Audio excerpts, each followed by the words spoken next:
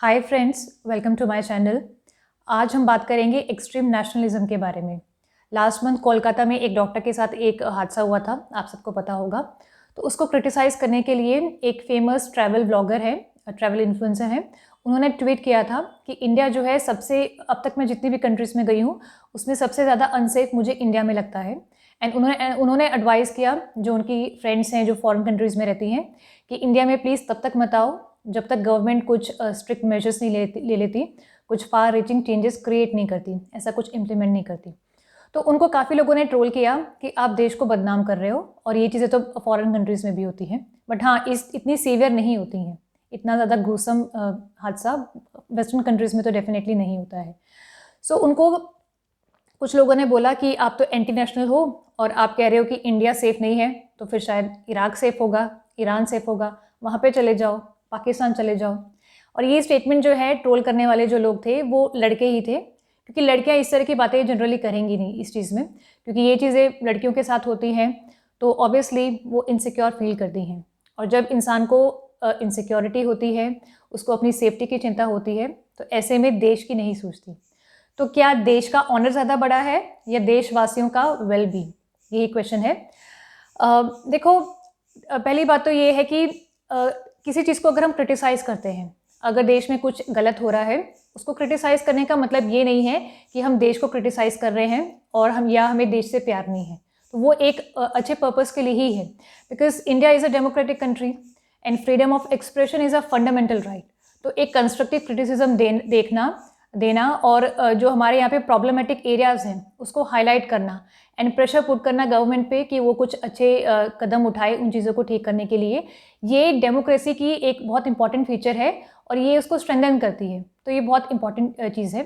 But पिछले कुछ सालों में एक ऐसा माहौल हमारे देश में बन गया है कि कोई भी किसी भी चीज़ को अगर क्रिटिसाइज़ करता है इंडिया में, तो उसको कुछ लोग बोलते हैं कि तुम पाकिस्तान चले जाओ, तुम तो एंटी नेशनल हो, तुम यहाँ रहना डिज़र्व ही नहीं करते। ये बिल्कुल बेहूदी बात है, बिल्कुल ही। देखो, देश क्या है? हम बोलते हैं कि देश का ऑनर, देश की इज़्ज़त, बट इज़्ज़त क्या है? ये एक इंटेंजिबल चीज़ है। एक्चुअल में नेशन का मतलब लोग ही तो होते हैं। देश मतलब देशवासी, देशवासियों से ही देश बनता है। जो नेशन का कॉन्सेप्ट है, वो क्या कहता है कि there is a territory, there is a population staying in that territory, and there's a sense of belongingness in that population towards that piece of land, that we belong here and this piece of land belongs to us. यही है nation. तो यानी एक ज़मीन है, ज़मीन का टुकड़ा है और उसमें जो लोग रह रहे हैं उनके अंदर एक फीलिंग है, एक कॉमन फीलिंग है, पेट्रियटिक फीलिंग है कि ये देश हमारा है। कुछ कॉमन कल्चर, कुछ कॉमन लैंग्वेजेस भी हो सकती हैं, बट क्योंकि इंडिया में तो काफ़ी डाइवर्सिटी है, तो ये फीचर इंडिया में इतनी अप्लाई नहीं होती। तो देश का मतलब यही है। और बाकी देश का ऑनर हो गया या भारत माता हो गया, ये एक इंटेंजिबल कॉन्सेप्ट है, ये एब्स्ट्रैक्ट आइडियाज़ है। अब जैसे भारत माता की ही अगर हम बात करें, तो भारत माता का जो कॉन्सेप्ट है वो हमारे जो इंडिपेंडेंस स्ट्रगल मूवमेंट था उसके दौरान इमर्ज किया था। क्योंकि उस टाइम पे क्या था, इंडिया में बहुत सारे मोनार्क्स थे, बहुत सारे किंगडम्स थे। पंजाब था, मराठा था, फिर हैदराबाद में निज़ाम थे, ऐसे करके बहुत सारे जो थे किंगडम्स थे। तो उन किंगडम्स के जो लोग थे, उनकी जो देशभक्ति थी वो सिर्फ अपने राजा की तरफ थी। India as a whole, India as a country के लिए उनके मन में कोई ऐसा सेंटिमेंट नहीं था, कोई पेट्रियटिज्म नहीं था।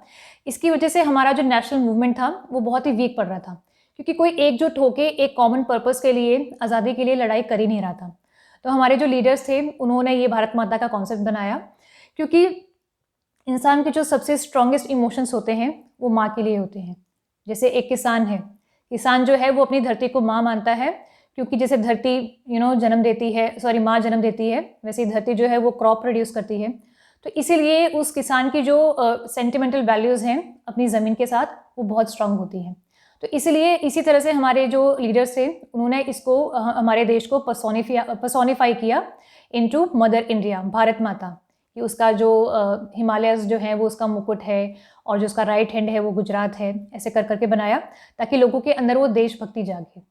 एंड सिमिलरली जैसे हम बात करें अपनी सेना की, जो हमारी आर्मी है, वो क्या करती है, वो देश को प्रोटेक्ट क्यों करती है, क्यों इतना स्ट्रॉन्ग इमोशन है उसके लिए, देश के लिए, कि वो मर मिटने को भी तैयार है, क्योंकि उनको भी यही बताया गया है कि तुम्हें भारत माता को प्रोटेक्ट करना है, कि जो धरती है ये तुम्हारी माँ है, राइट।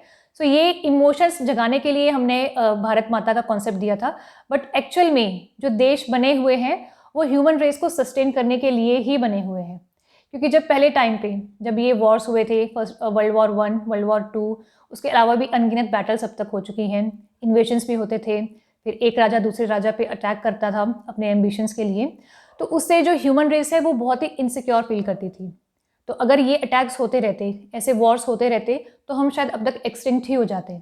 तो इंसान जो है वो इनसिक्योर फील ना करे और ह्यूमन रेस जो है वो सर्वाइव कर सके, तो इसीलिए हमने वो देश का कॉन्सेप्ट बनाया है कि एक देश होगा, उसमें स्टेट होगा, स्टेट यानी जो हमारी गवर्नमेंट मशीनरी है, जो एडमिनिस्ट्रेशन है वो हमें एडमिनिस्टर करेंगी, हमारे पास आर्मी होगी जो हमारे बॉर्डर्स को प्रोटेक्ट करेगी, ताकि सिटीजन्स जो हैं वो पीसफुली रह सके, कंफर्टेबली रह सके एंड ग्रो कर सकें। तभी तो हमारी जो रेस है, जो हमारी होमो सेपियंस जो हैं, हम सर्वाइव कर पाएंगे। अदरवाइज तो ये जंगल राज में, एनिमल किंगडम में तो हम मारे ही जाएंगे। ठीक है, तो जो कॉन्सेप्ट था, इंटेंशन जो होता है देश बनाने का, वो ह्यूमन रेस को सस्टेन करना ही होता है। बाकी जो नेशनलिज्म है, पेट्रियटिज्म है, वो एक मतलब इंपॉर्टेंट फीलिंग है, डेफिनेटली बहुत इंपॉर्टेंट फीलिंग है, बट बेसिक पर्पस तो ह्यूमन सिक्योरिटी ही है। क्योंकि देखो, हमारे देश में अगर मान लो बहुत सारी प्रॉब्लम्स हैं, होती हैं, जैसे अपॉर्चुनिटीज़ नहीं मिलती, तो लोग जाते हैं ना, फॉरेन कंट्रीज चले जाते हैं बेटर अपॉर्चुनिटीज़ के लिए। सिमिलरली जब किसी देश में कॉन्फ्लिक्ट होता है, जैसे सिविल वॉर होता है, मिडिल ईस्ट में तो चलता रहता है, तो वहाँ पे भी तो लोग अपने देश को छोड़ के भाग के मेडिटेरियन क्रॉस करते हैं एंड यूरोप पहुँच जाते हैं। तो उसका मतलब ये नहीं है कि उनको देश से प्यार नहीं है, वो इसलिए जाते हैं क्योंकि ह्यूमन अपने आप को इनसिक्योर फील करता है। अल्टीमेटली हर इंसान को मरने से डर लगता है एंड वो चाहता है कि वो पीसफुली, कंफर्टेबली कहीं पे रह सके, अच्छे खासे उसके पास पैसे हो, उसके पास लाइवलीहुड हो। तो ये एकदम जायज़ सी फीलिंग है कि इंसान देश छोड़ के भी चला जाता है, बट उसका मतलब ये नहीं है कि उसको देश से प्यार नहीं है। तो मान लो जैसे हमारे देश में इतने सारे इश्यूज़ हैं, वुमेन सेफ्टी इशू है, जॉब्स नहीं मिल रही हैं, और क्या कहते हैं, इन्फ्लेशन इतना हाई है, उसके अलावा पॉलिटिकल आपको पता है करप्शन कितना है, इंफ्रास्ट्रक्चर हमारा इतना ख़राब है, डैम्स गिरते रहते हैं, ब्रिजेस गिरते रहते हैं, ट्रेन्स डीरेल होती रहती हैं, तो इतने सारे इश्यूज़ हैं। तो हम ये नहीं कह सकते कि हमारा देश बहुत महान है, क्योंकि महान का मतलब ये नहीं होता कि प्रॉब्लम इतनी सारी है बट स्टिल ऐसे आप बोलते रहो कि देश महान है, महान है। महान बनाना पड़ता है। हम कहते हैं कि अमेरिका एक महान देश है, उसका मतलब ये नहीं है कि अमेरिकन्स में नेशनलिज्म हमसे बहुत ज़्यादा है। उसका मतलब ये है कि वहाँ पे ये सारी प्रॉब्लम्स नहीं है या इतनी ज़्यादा सीवियर नहीं है। तो महान देश का मतलब यही होता है कि जहाँ पे सिटीजन्स जो है अपने आराम से रह सकें। सो ये एक नेशनलिज्म का फॉल आउट है, ये एक्सट्रीम नेशनलिज्म ही है जो इंडिया में काफ़ी टाइम से देखने को मिल रहा है। अब ये नेशनलिज्म जो है, पहली बात तो ये कुछ नहीं होता है, जो एक्सट्रीम नेशनलिज्म की मैं बात कर रही हूँ। Nationalism is good, patriotism is good, but extreme nationalism जो होता है वो जैसे एक एक्सक्यूज़ है। असल में उसके पीछे एक एजेंडा होता है, एक ऐसे लीडर का जिसको बस अपने ईगो को सेटिस्फाई करना है। ठीक है, सारा सवाल जो है उसकी नाक का है, उसको अपनी ईगो को सेटिस्फाई करना है और उसको पावर एक्सरसाइज करनी है, और उसके लिए वो लोगों को मरवाने को भी तैयार है, और इस तरीके से मेंटालिटी वो क्रिएट की जाती है। और इसके फॉल आउट्स हम देख चुके हैं हिस्ट्री में भी। आपको याद होगा, एक छोटा सा आदमी था, छोटी सी हाइट वाला, छोटी सी मूंछ वाला, नीली आंखें एंड अपने आप को प्योर आर्यन ब्लड कहता था वो। तो उसने यही किया था, एक्सट्रीम नेशनलिज्म के चक्कर में लोगों को बस वो झुंझुना दे दिया नेशनलिज्म का, एंड बस अपने ईगो के लिए लोग मरवा दिए उसने। तो एक्सट्रीम नेशनलिज्म बिल्कुल भी अच्छा नहीं है। अगर हमारे देश में प्रॉब्लम है तो उसको हमें क्रिटिसाइज़ करना चाहिए ताकि हम उसको एड्रेस कर पाएँ। और ये कहना कि देश की इज़्ज़त ख़राब हो रही है, अब जब ये निर्भया वाला केस हुआ था 2012 में, तब भी ये बहुत हवा उड़ी थी, बहुत ज़्यादा बात एक था ना, बीबीसी ने डॉक्यूमेंट्री बनाई थी, तो उसमें बहुत लोगों को इशू हुआ था कि इंडिया को बदनाम कर दिया। बट अगर आपको बदनामी से इतना डर लग रहा है तो चीज़ें ठीक कर लो। 2012 में बदनामी हुई थी तो अब तक तो चीज़ें ठीक हो जानी चाहिए थी, पर नहीं हो रही ना। तो अगर ऑनर से इतना डर लग रहा है, और अगर ऑनर ही सब कुछ है, फिर तो आप ऑनर किलिंग को भी जस्टिफाई करोगे। फिर तो पेरेंट्स अगर बच्चे पे प्रेशर डालते हैं कि तुम्हें IITN बनना है और या तुम्हें IAS ऑफिसर बनना है, फिर तो आप उसको भी जस्टिफाई कर रहे हो। तो ऑनर सब कुछ नहीं होता, जो मेन चीज़ होती है वो होती है human life. Human life important है, ऑनर एक इंटेंजिबल चीज़ है।